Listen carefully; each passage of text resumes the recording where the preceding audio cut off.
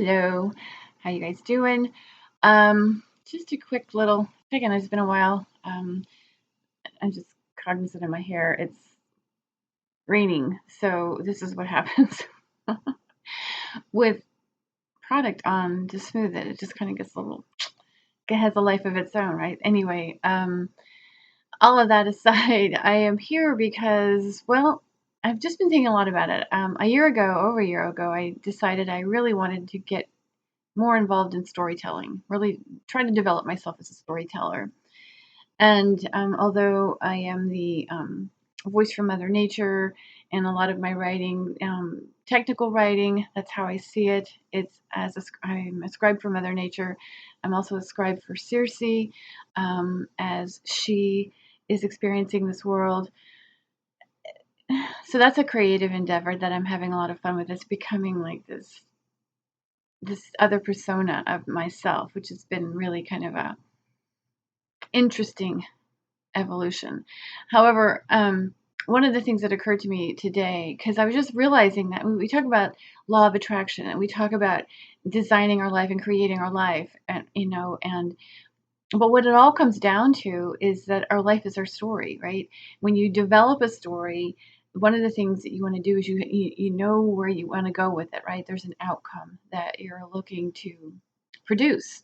But in order to get that, you have to create the timeline to get there. This is how we achieve our own goals in life. It's like everything that you want to achieve, um, the steps that you take must be in alignment with that goal. And so it ultimately becomes like this wonderful dance, this story, if you will, of movement that gets you to the end result. And this is the development, the way I understand storytelling is you come up with what you want to create, what is the end result with the story, and then you develop the material to lead you in that direction. And so that is what feeds everything that you write.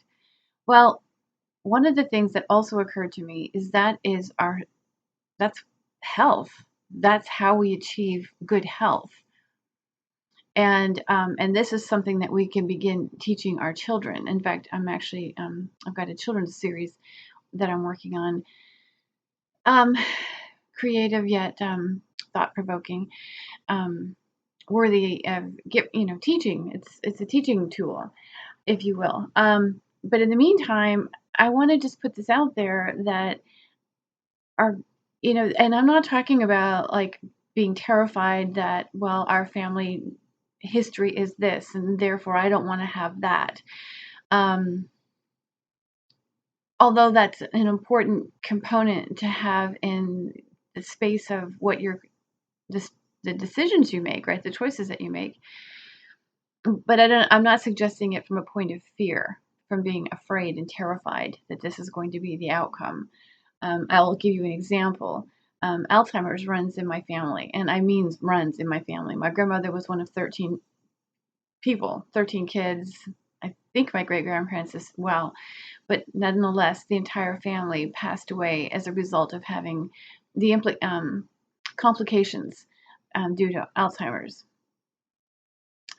Um, that kind of thing, So that actually fostered a lot of what I do today. How do I prevent this? And of course, there were certain strategies that I took on decades ago and I continue to do today. But in the meantime, it's kind of really fueled my line of work because ultimately I don't want to um, have that be my experience at the end. The end of my life, I have a particular vision. And I think, and that's kind of what I'm getting at here is, what is your vision and what are the visions for your kids or your other family members, and beginning to make decisions along those lines. I did this, I used to do a lot of consulting in dental offices because I've got quite a few years under my belt with that one. And towards the end of that reign, um, people would come into me and, they would come in rather, and they'd have their exams and their cleanings. And of course, the doctor and the hygienist would all notate everything that was needing attention in the patient's mouth. And so then I was left to put together a plan, a plan of action, but I also had to make it a proposal and encouraging patients to take this on. And yeah, it sounds like a sales pitch, but truthfully, it wasn't. It was just like laying it all out. Hey, this is what's going on, and I understand too that there's everybody has their opinions about how all that goes, but I can tell you from where I sat in the chair that I was in and the materials that I had in front of me, it was not me trying to sell anything to anybody that they didn't need. Um, it was, of course, we wanted them to have, the higher quality materials and so forth, the longer you can maintain. But that's it.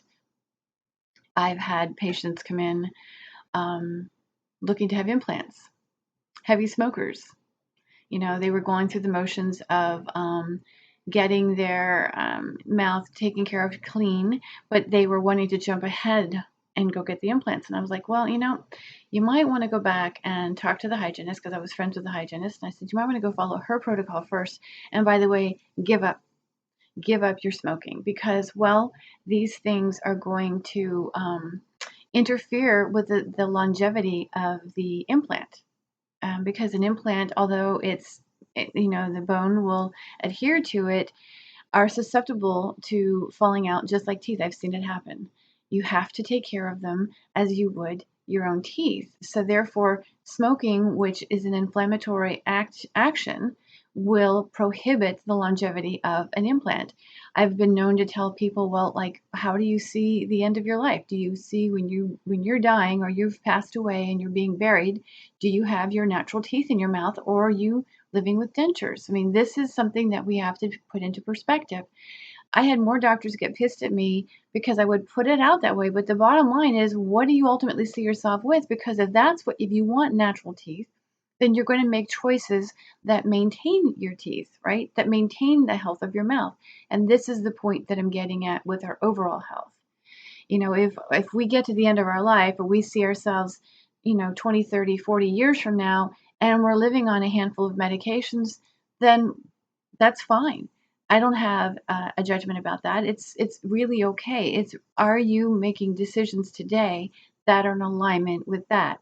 And regardless of the stories that we're being told, as far as what's good for you and what's not good for you, and what's safe and what's not safe, we probably should take a second look at all of that. And one of the things that I've learned with I want to convey with what I do, it's a palliative treatment. It's an integrative treatment. It's a method of using essential oils that does not match anything anywhere else. It takes every constituent into consideration and how it interacts with a medication. Now, I just had somebody contact me. They neglected to tell me that their daughter, she initially told me she takes Lexapro. She neglected to tell me she also takes Latuda, and she's using a particular company's essential oil blends, and I've had to take her off of all of it because it's conflicting. Not only are the two medications conflicting, and then you have which they are, and it's not recommended that you take these together. Um, and if I've upset anybody on that one, oh well, it's a fact. And mixing certain oils with that is even more harmful. So what I do is I teach people how to integrate these things, but the bottom line to doing that is unlearning everything we've learned.